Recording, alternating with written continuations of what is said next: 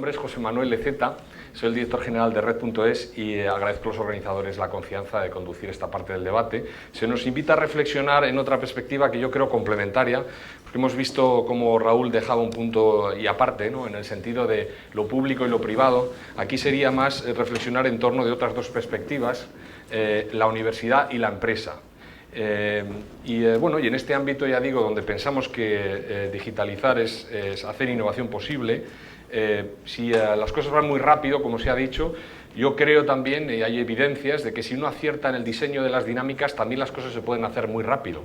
O sea, que me gustaría que el debate fuera más posibilista, ¿no? Yo creo que quienes nos han precedido planteaban los retos, ¿no?, y cuál es el punto de arranque. Ya nos toca reflexionar aquí de qué podemos hacer, ¿no? Y por tanto, ya digo, más desde una perspectiva posibilista. Yo haría una pequeña introducción, después entraremos en un diálogo y al final intentaremos sacar unas conclusiones. La introducción sería precisamente, ya digo, de la política y la empresa al entorno de las universidades y de la empresa, como aquí se plantea. Bien, una primera reflexión sobre la universidad sería para decir lo evidente, y es que hay una cierta cultura y también instrumentos para posibilitar la colaboración entre universidad y empresa. Esto es evidente tanto en becas, en proyectos conjuntos de investigación, incluso hay cátedras. O sea, la empresa entra en el mundo universitario para dar forma a nuevas formas de educar, y es esto que decía Oppenheimer: no hay nada mejor para transmitir el conocimiento que ponerlo en una persona, porque el producto más importante de las universidades, y este es un primer mensaje esperanzador, es el factor humano. O sea, y la gente es la que hace la diferencia. La colaboración, es verdad, en la región, lo hemos visto, es muy desigual. También en el ámbito de ingenierías puede haber más tradición. En el ámbito de humanidades, como apuntaba Cristina, pues claro, es un ámbito a trabajar. En Finlandia, como sabéis, hay una universidad que ha decidido fundir todas estas en algo que se llama Aalto, donde las artes juegan un papel importante también para educar a los ingenieros. Bien, estos son temas que obviamente nos tienen que inspirar, ¿no?, pero que quizá quedan un poco lejos de la tradición. ¿Cuál es la dificultad fundamental? Pues la motivación de las instituciones, ¿no? Que esto de innovar, digitalizar, educar a las personas de una manera distinta, sea no un factor, digamos, altruista, sino que sea un factor de mérito en la carrera de los profesores. Esto que podríamos llamar la regulación inteligente para construir universidades emprendedoras. Esto por lo que tiene que ver con las universidades. Por lo que tiene que ver con las empresas, pues también se ha dicho, hay una primera vía que sería el desarrollo de capacidades propias. Podríamos pensar en habilitadores digitales, ¿no? Esta sería la vía, si queréis, más canónica, ¿no? Desarrollar capacidades. Ya sabemos que hay una relación entre la capacidad de absorción de las empresas y la capacidad de desarrollo propia. O sea que esta alternativa que a veces se plantea entre comprar o desarrollar, en la dinámica de las empresas no existe. Es importante las dos cosas, porque sencillamente las empresas tienen más posibilidades de entender y de absorber la tecnología en la medida que son también capaces de desarrollar tecnología de manera propia. Esa es una primera vía. La segunda, pues si queréis, también se ha apuntado los factores soft, ¿no?, pero que quizás son los más importantes. Se ha hablado también de activos intangibles, el factor humano, las habilidades. En todo esto de la digitalización, pues ya lo hemos visto, es un reto claramente de la región y por tanto también de las empresas. La colaboración en este sentido, bueno, es más compleja si salimos del ámbito de escuelas de negocio, donde esto está muy asumido. Este es el reto también de Europa, ¿no? Hablábamos antes, no es muy distinto el diagnóstico que hacemos, por ejemplo, en el caso español, donde hay una gran introducción de capilaridad en el acceso, banda ancha, etcétera, pero si pensamos en el índice digital que publica la Comisión Europea, pues las empresas lo tienen claro, que tienen que digitalizarse. El gran reto es el factor humano. El factor humano de la innovación, o el factor humano, si queréis, de la digitalización. De manera que quizá esta sería una respuesta a Raúl: en lugar de hablar solo de economía digital, quizá tengamos que hablar más de economía y sociedad digital, porque este es el tema de nuestro tiempo.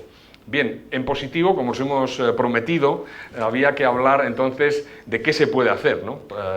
Y por tanto escapar, les diría a los ponentes, ¿no?, un poco de la lógica del interés propio, aquello que se hacía antes, ¿no?, el punto de vista de la empresa al punto de vista de la universidad. No, aquí vamos a hablar qué podemos hacer desde la empresa o desde la universidad para inspirar el cambio en la sociedad, que es donde nos encontramos todos.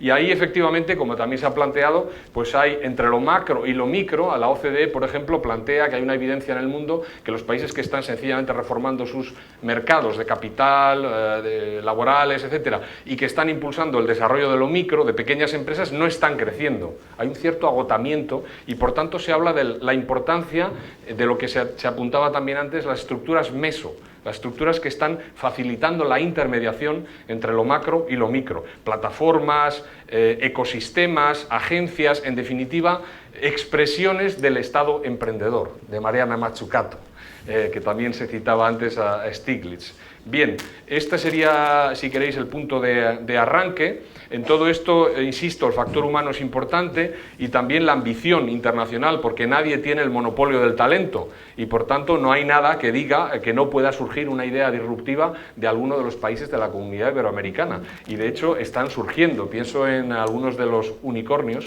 que tienen sede, precisamente, esto lo sabe bien Raúl, en Buenos Aires. O sea, quiero decir, esto es también un mensaje de esperanza, porque nadie tiene el monopolio y, sencillamente, particularmente en este sector, allí donde haya una buena idea y un ordenador, se pueden crear las condiciones para, sencillamente, poner en marcha un modelo de negocio que sea, pues, disruptivo. Bien, por tanto, el talento y la ambición, si queréis, serían un poco, desde mi punto de vista, las dos cuestiones que caracterizan a los ecosistemas de éxito en el mundo, y estoy bastante de acuerdo. Bien, con esto terminaría, si queréis, la introducción y pasaríamos ahora, entonces, a un diálogo. Me acompañan, por una parte, José Manuel de la Chica, que es protagonista de un caso que el MIT ha citado como sorprendente, de transformar una empresa que diríamos, pues eso, en un sector de servicios, etcétera, en la banca, y que, recuerdo, se ha hecho en un tiempo récord. No hace mucho que el presidente del BBVA decía aquello de somos una empresa de datos. Y desde eso hasta que el MIT diga que este es un caso paradigmático, pues digamos, no ha pasado mucho tiempo, ¿no? Insisto, esto es algo que nos tiene que llevar a la esperanza, porque si uno acierta, en esto no tenemos una ciencia de innovar o de digitalizar, pero si uno acierta con un modelo de éxito, pues es suficiente. Y yo creo que este es otro mensaje para la Comunidad Iberoamericana, porque hay, como se ha dicho, como Cristina decía, hay casos que pueden inspirar el cambio. Y este claramente es uno de ellos. De manera que, José Manuel, yo te pediría que nos ayudaras un poco a reflexionar, si quieres, para empezar, luego iremos a Alberto, ¿no? Que nos ayudaras a reflexionar cómo se abordó la transformación digital del BBVA, cuáles han sido las claves. Y un poco es la decisión que van a tener que tomar todos los bancos en un momento u otro, pero también las grandes corporaciones. O sea, la innovación digital, la innovación disruptiva, te obliga un poco a dar un paso adelante o a quedarte atrás. Aquí no valen las subidas hacia adelante de intentar seguir sin saber a dónde vamos. Necesitas tener una visión. Entonces, en BBVA la transformación digital empezó en el 2007, justo coincidiendo un poco con la época de la crisis, y es donde se plantea la confluencia de tres factores distintos. Por un lado, la crisis financiera y económica, donde empiezan a haber cambios regulatorios y cambios reputacionales en cuanto a cómo perciben los clientes, las sociedades a los bancos. Los avances en tecnología, que además son avances que vemos que cada vez son más exponenciales, más rápidos, y que nos están forzando un poco a cada día intentar acelerar la maquinaria, porque sabemos que el tiempo se agota. Y esto creo que es importante a la hora de abordar la innovación y el efecto de la tecnología. La tecnología avanza exponencialmente. O sea, estamos acostumbrados a trabajar en un paradigma lineal en el que en 10 años la tecnología creemos que va a avanzar igual que los 10 años anteriores. Y eso es distinto. O sea, tal y como nos vemos ahora, lo que estamos viendo es que en los próximos 5 años la tecnología avanzará igual que los 10 anteriores y en los siguientes 2 años y medio avanzará igual que en los 10 anteriores, que en suma serían como los 15 previos. O sea, con lo cual vemos una exponencialidad, una aceleración que nos obliga a correr con cabeza, pero a correr porque si no nos quedamos atrás. Y corremos el riesgo de caer en el efecto de la reina roja, que es cuanto más intentamos correr, más intentamos llegar al futuro, más atrás nos quedamos y nos anclamos a un solo sitio. Era un poco lo que con datos argumentaba muy bien Raúl y Cristina. Entonces, en BBVA lo que se asume es, vamos a aprovechar los avances de la tecnología, vamos a ver cómo podemos competir con unos nuevos competidores que no son los bancos tradicionales, sino que son los Google, los Facebook, Amazon, Apple, que ya tienen, de hecho Google tiene licencia bancaria en determinados países. Hay quien defiende que no van a entrar en el negocio bancario porque es un negocio de bajos márgenes y que además está muy regulado, pero eso habría que ponerlo muy en cuarentena. Y ya han entrado, o sea, esto es como, ya están jugando, de otra manera, pero ya están jugando, sobre todo en temas tan obvios como las transferencias de dinero, el tema de payments, que es súper atractivo.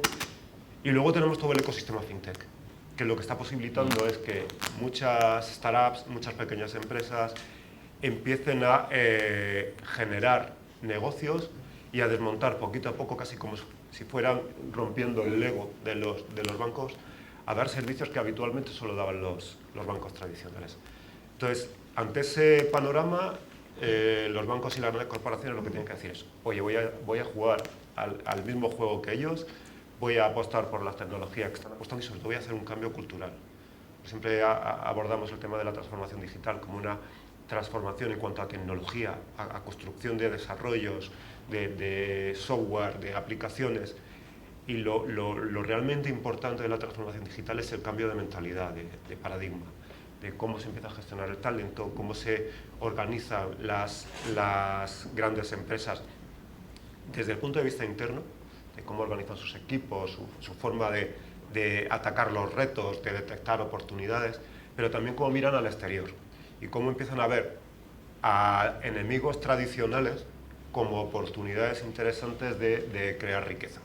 Pues plantearse economías como la peer-to-peer economy, cloud economy, la economía colaborativa, entrar en las infraestructuras meso, empezar a crear un ecosistema, empezar a crear redes de comunicación y de colaboración entre empresas, que yo creo que es súper importante. Y de hecho hay una de las apuestas más interesantes que ha estado haciendo BBVA es abrir totalmente la operativa bancaria a través de APIs, de sistemas de desarrollo, para que otras empresas, da igual que hablemos de grandes corporaciones o de pymes, incluso de autónomos, puedan utilizar servicios del banco en sus propios desarrollos, en sus propios productos. Muy bien, vamos entonces a Alberto. Alberto trabaja en Nesta desde hace, creo, bastante tiempo. Es un caso sorprendente de un Think and Do Tank, que yo creo que es una referencia para todo el mundo y que otra vez se ha hecho de una manera bastante rápida, diría yo, ¿no? En Estados Unidos pues podríamos pensar en la Kaufman, ¿no? Pero bueno, a otro nivel de endowment y de medios, etcétera.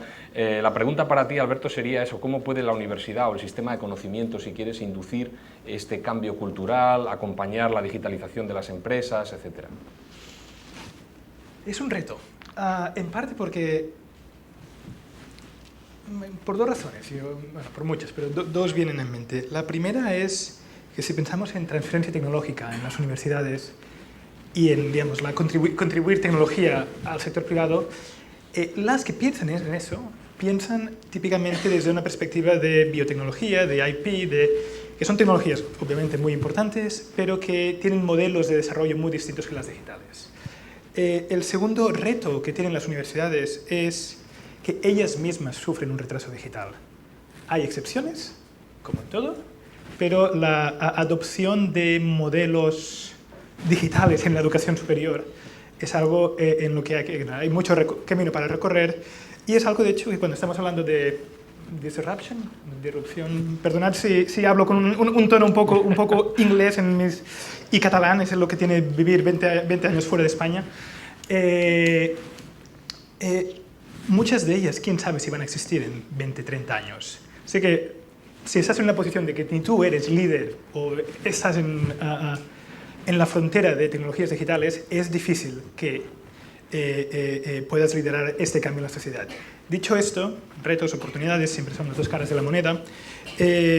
Hay un aspecto importantísimo, es la formación. No tiene que empezar en la universidad. En Inglaterra, de hecho, desde Nesta estuvimos haciendo una campaña durante bastantes años para cambiar todo el sistema educativo en referencia a la informática, a la programación informática, y convertir desde básicamente los ciclos iniciales en la educación y transformar la educación de manera que informática no fuera jugar con una app, aprender a utilizar Windows y Excel, pero que informática fuera entender programación informática, computer science, ciencias de la programación. El gobierno, de hecho, como resultado de esto, cambió las leyes, cambió el currículum, eliminó la asignatura anterior, creó una de nueva, y más o menos vamos a ver el impacto, pero parece que es un cambio definitivamente en la buena dirección. Así que no tiene que empezar en la universidad, pero la universidad tiene definitivamente un papel importante, sobre todo en las áreas de programación, ingeniería, data science y, como se ha repetido y se ha dicho, creatividad. Esa idea de que la innovación digital la hacen solo programadores informáticos y que la creatividad no es importante es problemática, particularmente porque la creatividad es, en especial, una de las pocas habilidades que los algoritmos de inteligencia artificial van a tener problemas replicando. Así que capital humano es un punto clave. También están cambiando. Yo recuerdo cuando yo estaba estudiando aquí en la universidad hace ya muchos años, el entorno de las ideas de emprendeduría, startups, digital, no existía el caldo de cultivo que ahora existe. Y eso es un cambio en la buena dirección. También hay iniciativas interesantes donde toda la universidad en sí mismo decide que quiere ser como un polo de innovación. Ya has mencionado el caso de Aalto. Otro caso más reciente que aún está poniéndose en marcha, pero que me parece interesante, es en Northeastern University, en Estados Unidos, donde han creado lo que le han llamado un Internet of Things Open Innovation Lab. Y la idea básicamente es un laboratorio para el Internet de las Cosas, de innovación abierta para toda la comunidad universitaria, con 3 objetivos. Primero, formar a los estudiantes en la resolución de problemas reales y enseñarles a identificar oportunidades. Segundo, contribuir a crear, idealmente, nuevas iniciativas que realmente tienen un impacto en la sociedad. Y el tercero, y es yo creo un área donde también nos falta mucho y tenemos mucho que aprender, es intentar aprender cómo se hace esto, cómo lo hacemos, qué enfoques funcionan, cómo generar dinámicas para sacar el máximo provecho de la economía digital, para que los estudiantes colaboren mejor, para que el trabajo en grupo funcione bien. Esa pregunta, a la que me voy a ir refiriendo unas cuantas veces, de cómo sabemos qué funciona y cómo lo podemos saber y qué tenemos que hacer para saberlo, también es muy importante. Muy bien, pues vamos a ir, si os parece. Yo creo que hay un primer factor, que es el factor humano, podríamos decir, ¿no? Parece que estáis muy de acuerdo. Iríamos a esta otra cuestión, ¿no? De dónde, ¿no? Cómo, decías, ¿no, Albert? Que podríamos decir, entonces, alrededor también algo que apuntabas tú, José Manuel, de los espacios, ¿no? Tú hablabas del ecosistema fintech. En fin, parece que hay, digamos, una tierra incógnita, ¿no? Más allá de modelos más tradicionales, la oficina de transferencia de tecnología, la universidad, en fin, el contrato de subcontratación, parece que hay como esos espacios, ¿no? Donde este talento se acelera. Entonces, este podría ser, si queréis, la segunda pregunta, ¿no? Desde luego estoy pensando en el Centro de Innovación del BBVA. Dentro de poco convocas tú esta conferencia, ¿no? De Nesta, con Cotec, en Barcelona, en fin, y parece que estáis un poco en esta línea, ¿no? De explorar la tierra incógnita, espacios, ¿no? Espacios en un sentido más metafórico de la palabra, no un espacio físico, sino un espacio virtual, un entorno, ¿no? Donde un contexto, donde la innovación o la digitalización se acelere. Eso es.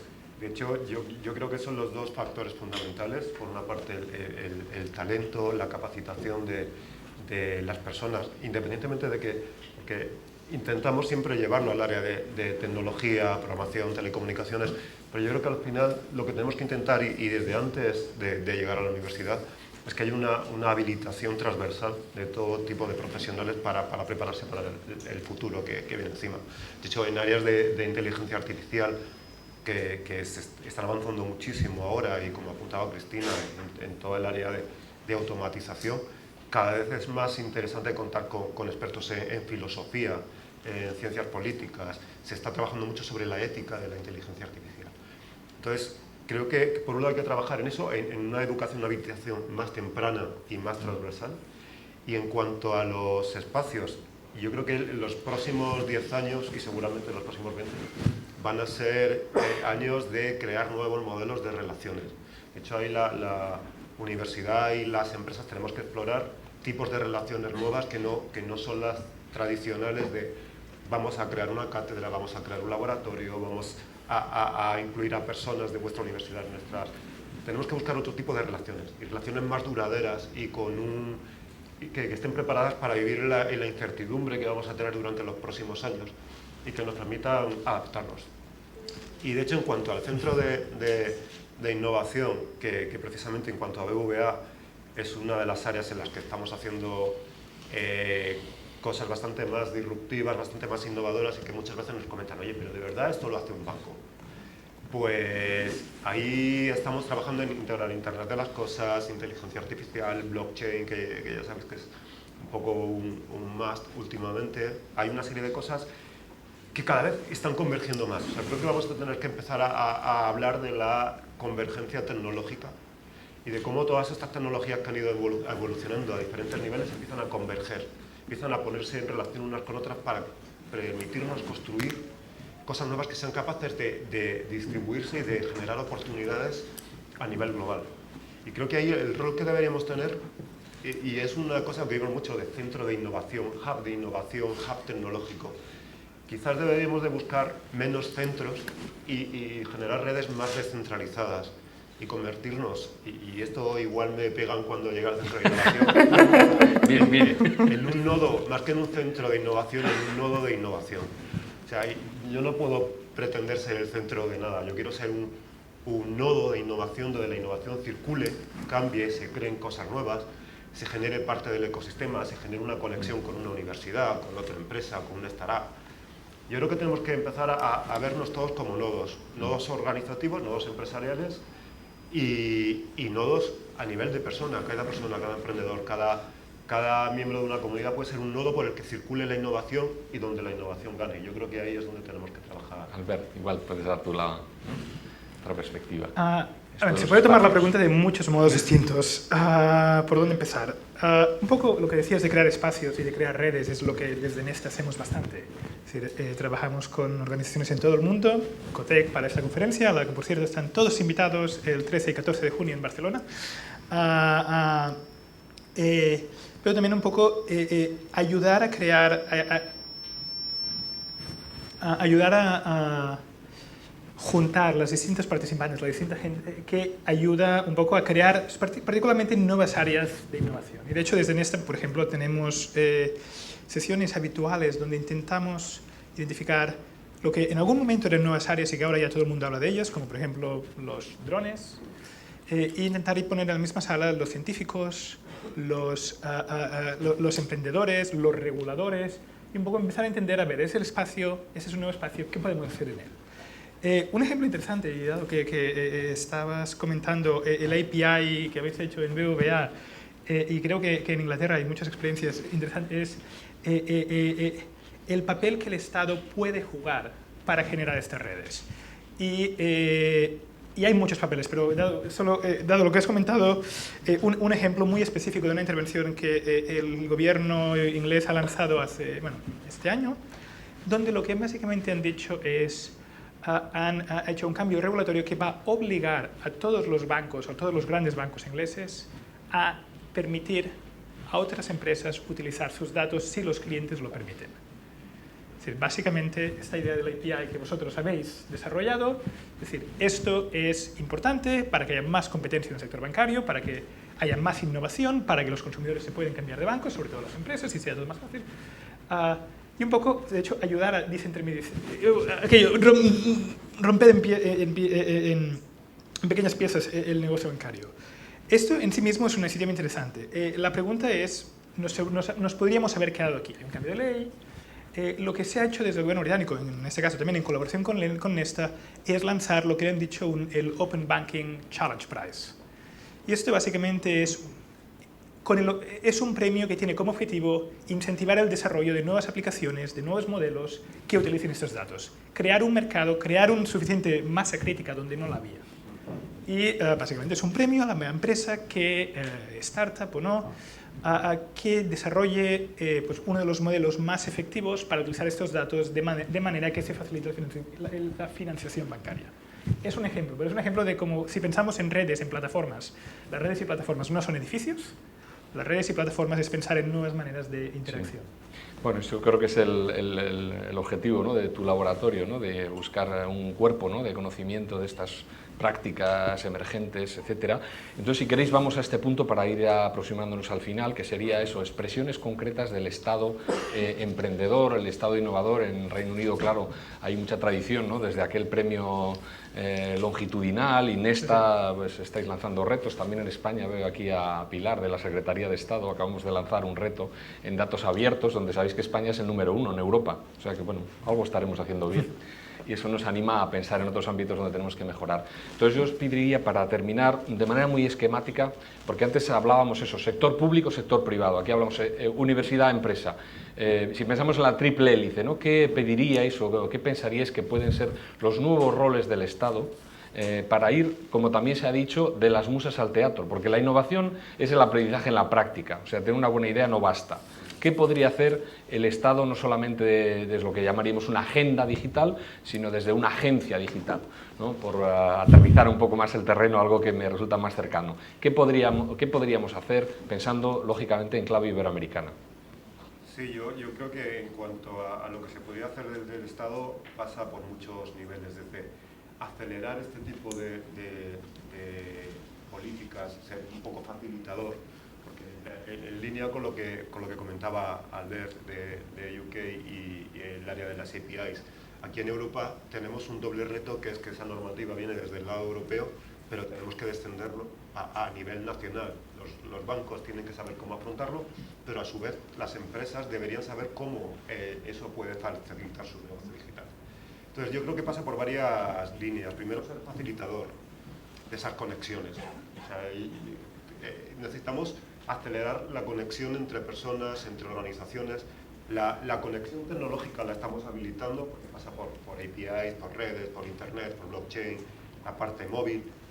Tenemos que crear conexiones entre personas, entre organizaciones, intercambio de información, de puntos de vista, detección de sinergias. Es muy interesante saber qué está pasando, qué ideas están surgiendo y cómo las ideas pueden empezar a confluir, pueden converger para generar iniciativas conjuntas. Yo creo que ese papel de generar foros es muy interesante. Yo creo que tiene que habilitarse, por un lado, vías para que esa tecnología, esa innovación se convierta en cosas reales, en detección de oportunidades reales para las personas, para las empresas, para la sociedad. Un poco lo que comentaba Raúl, de cómo se asimila todo eso. El Estado debería tener un papel facilitador de la asimilación por la sociedad y por las empresas de los avances tecnológicos. Y creo que también es importante ayudar a las empresas, a las personas, incluso desde el punto de vista de la educación, a prepararse para el futuro. O sea, nuestro día a día es vivir en 2017, trabajar para 2020, pero pensar en 2030. Y creo que no se hace el esfuerzo suficiente en transmitir cómo pueden ser las cosas en el futuro, qué retos va a haber reales, qué oportunidades, eliminar todo el ruido que hay, quedarnos un poco con la señal, porque Cristina comentaba antes el tema de la automatización.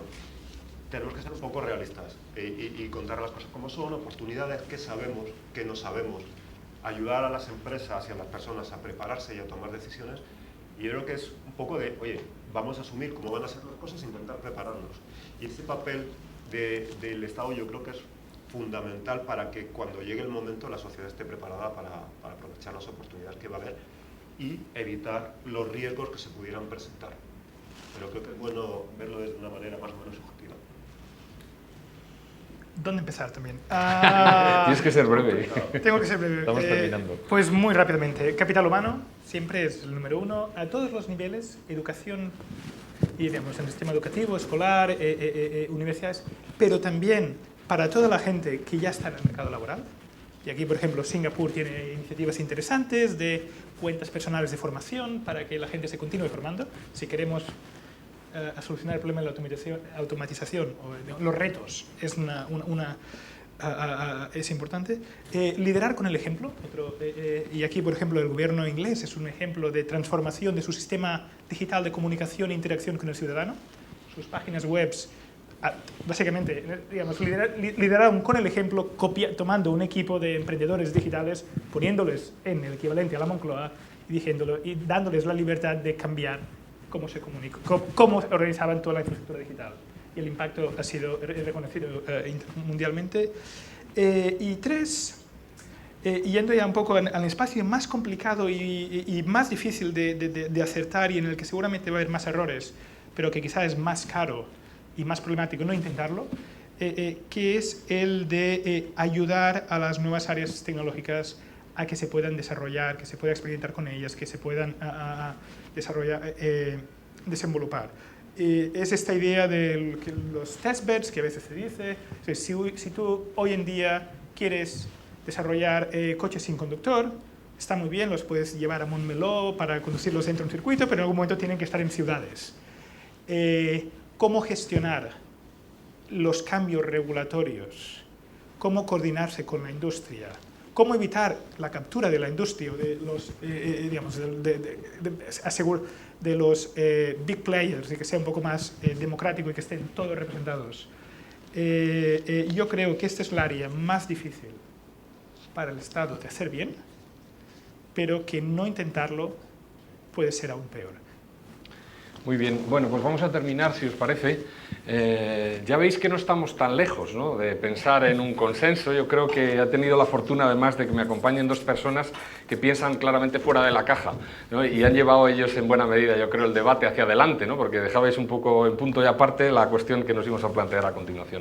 Así que muchas gracias. Yo creo que una conclusión, digamos, general, esta que apuntabais, ¿no?, de la mentalidad. Quizá un investigador y un emprendedor no están tan lejos, los dos están explorando. Uno está explorando para encontrar lo que llamaríamos un descubrimiento científico y el otro explora para encontrar hacer un descubrimiento económico, porque el emprender y innovar es exactamente, en palabras de un premio Nobel, Edmund Phelps, es un descubrimiento económico. O sea que los dos están explorando para descubrir. Y ya digo, si conectamos, y esta sería una primera conclusión, me parece unánime, es conectamos con el factor humano, o si queréis, la primera política para innovar o para digitalizar sería la educativa. Esta podría ser una conclusión, tanto reglada como no reglada, también se ha dicho, hablando de vocaciones tempranas, etc. Esto es una convicción también profunda, ¿no?, porque ahora hablamos de seguir a los jóvenes, ¿no?, para entender la complejidad, etc. Y algo que ya sabemos, es esto que también se ha dicho, que los algoritmos y tal no van a hacer este tipo de cosas. Filosofía y matemáticas, economía y sociedad, en fin, ese tipo de cosas son demasiado sofisticadas. Yo encuentro una fortuna, si volviera a estudiar en la universidad, haría un grado doble de eso, porque ahí es donde está el trabajo del futuro. Entonces, digamos que eso es, si queréis, una apuesta segura, ¿no?, me parece. El factor humano de la digitalización, apostando en la creatividad, en la gestión de la complejidad, etc. El segundo sería, hemos hablado de espacios, el factor social, en el sentido más amplio, ¿no?, lugares donde la innovación se produce, donde las actitudes se contagian, ¿no?, porque esto es lo que están haciendo las empresas, también las universidades, y esa sería, si queréis, una segunda conclusión. Así que no somos muy originales, estamos hablando de Ortega, es el yo y la circunstancia en digitalización y en innovación. Y a esto le añadiríamos, si queréis, una respuesta concreta a la pregunta que se nos hacía, políticas más emprendedoras. Porque también el Estado, a través de agencias, de estructuras, puede digitalizar, puede acelerar la digitalización, puede innovar, puede lanzar retos, puede servir de punto de encuentro, facilitador, etc. Este es, después de todo, la expresión de la esperanza. Cuando uno elige un gobierno, espera que haga cosas, ¿no?, y que esas cosas cambien, a su vez, otras. Bien, así que esos son los tres puntos, si queréis, que yo ofrecería. Desde luego estoy seguro que la conferencia los alimentará a futuro en el Consejo, y os invito también a un libro que presentaremos antes del verano que habla precisamente también de esto, de la gente, los lugares y las políticas. Un libro que desarrollamos el año pasado. En Europa hay una gran búsqueda también por todo esto, ¿no?, y creo que ahí hay un punto de encuentro en el que España, lógicamente, pues, puede jugar un papel.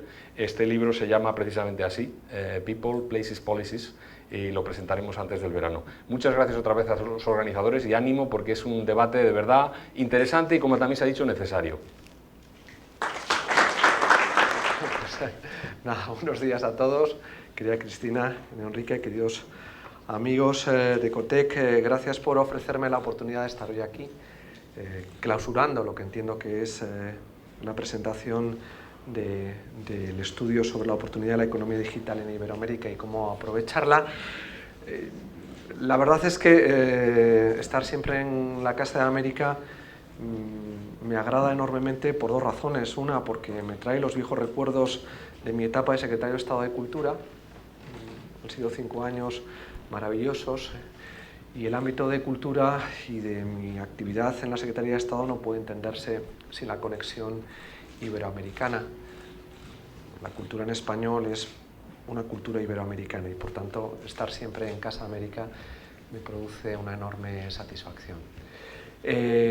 Ahora desempeño la función de secretario de Estado de la Agenda Digital y la verdad es que una de las cosas que me gustaría ser capaz de impulsar, y veo aquí a mis compañeros de Red.es que han estado acompañándoos también durante esta mañana y tienen la indicación de tratar de iberoamericanizar nuestra agenda digital, es precisamente esa, hacer una agenda digital para España mucho más iberoamericana y tratar de construir entre todos lo que yo creo que es absolutamente imprescindible en el momento en el que nos desenvolvemos a escala internacional, que es generar un ecosistema digital iberoamericano. Hoy en día el mundo se rige por datos y algoritmos. Y los países latinoamericanos tenemos la responsabilidad de ser protagonistas, no solamente en la generación de los datos, que lo somos, sino en la gestión de esos datos. Y por tanto, ser capaces de evitar una nueva colonización por parte de otros de lo que entendemos que es la materia prima sobre la que se va a asentar la economía digital y que de alguna manera está repartiendo ya las oportunidades de prosperidad para el siglo XXI.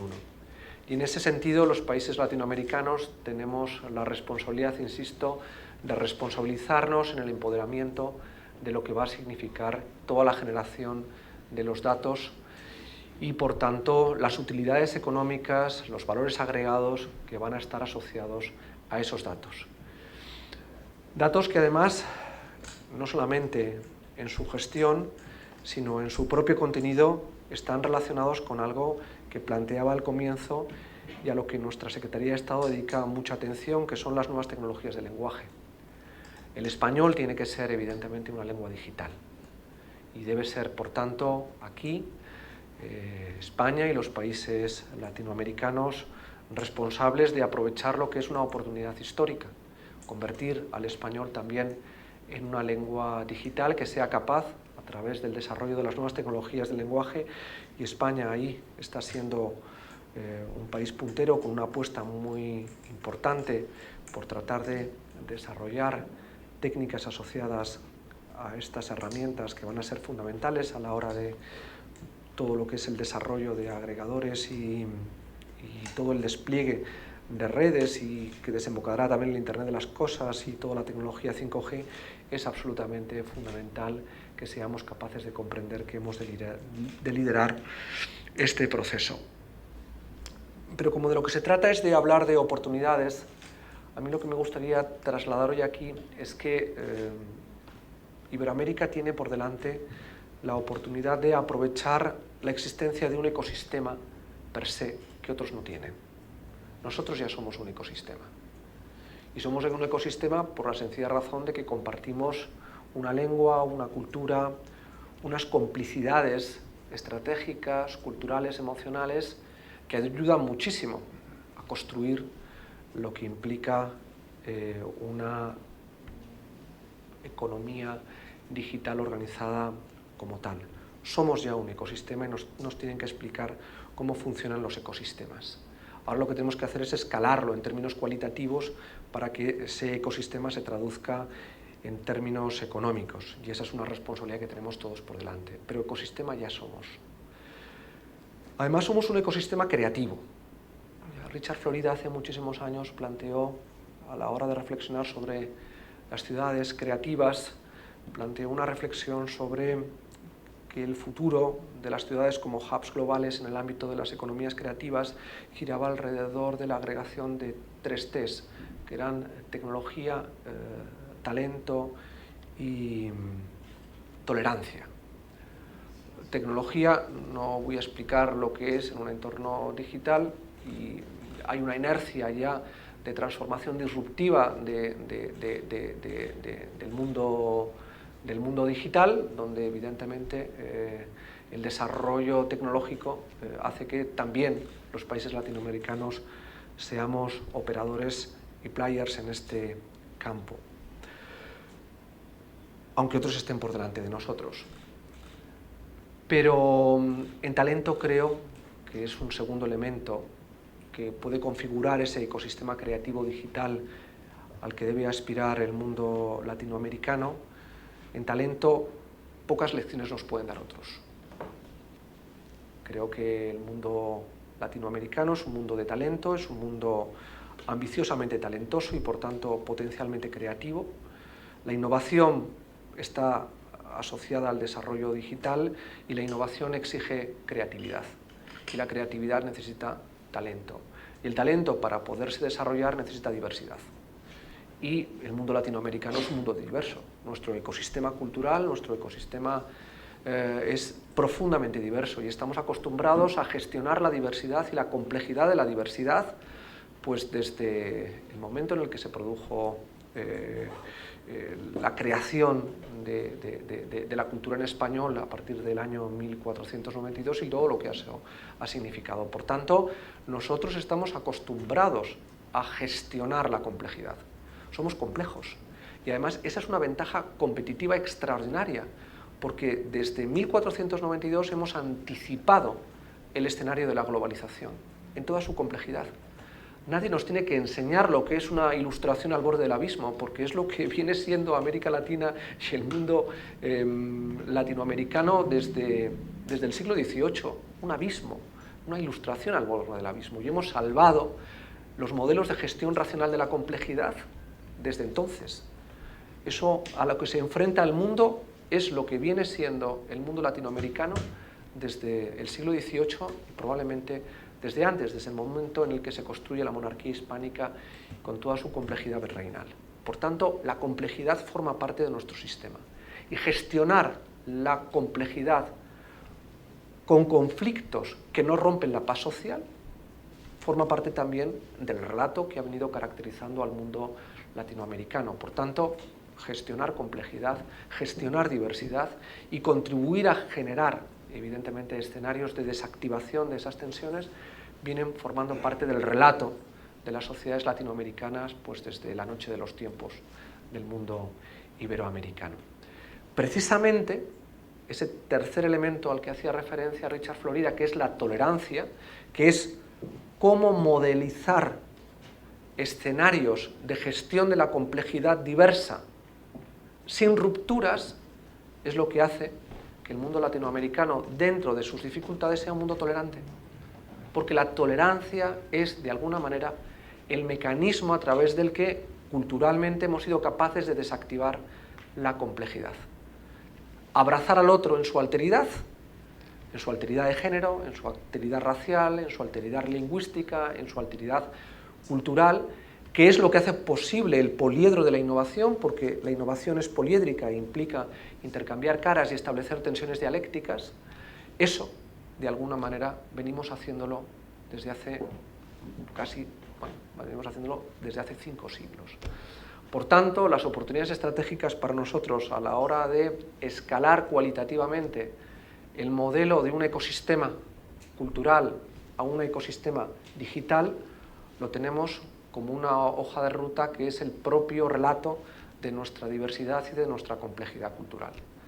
Si lo hemos sido capaces de hacer analógicamente, cosa que otros no lo hemos hecho en Europa, no lo ha hecho el mundo anglosajón dentro de esa Commonwealth que es el inglés, no lo han hecho en Asia y lo hemos hecho nosotros en el ámbito analógico, ¿cómo no vamos a ser capaces de hacerlo en el ámbito digital? Si tecnología tenemos, si talento nos sobra y tolerancia hemos dado muestras de ello a lo largo de la historia y de lo que nos ha venido identificando culturalmente como ecosistema desde hace 5 siglos. Por tanto, si alguien tiene oportunidades estratégicas para convertirse realmente en protagonista de la revolución digital, y decía alguien a quien admiro muchísimo, que es Ángel Gabilondo, que la revolución es una evolución con R de responsabilidad. Pues si la revolución digital va a experimentar la transformación del mundo y va a incorporar un elemento de responsabilidad asociado de alguna manera a ese relato de esas 3 T's, las que antes mencionaba y de las que hablaba Richard Florida, pues evidentemente los países latinoamericanos estamos posicionados probablemente mejor que cualquier otro. Ahora la responsabilidad es saber cómo rentabilizar y aprovechar lo que el destino nos ha puesto en las manos. Así que, en fin, creo que por delante tenemos una oportunidad y tenemos la responsabilidad de aprovecharla al máximo. En fin, muchísimas gracias y que todas las oportunidades sean como esta. Gracias.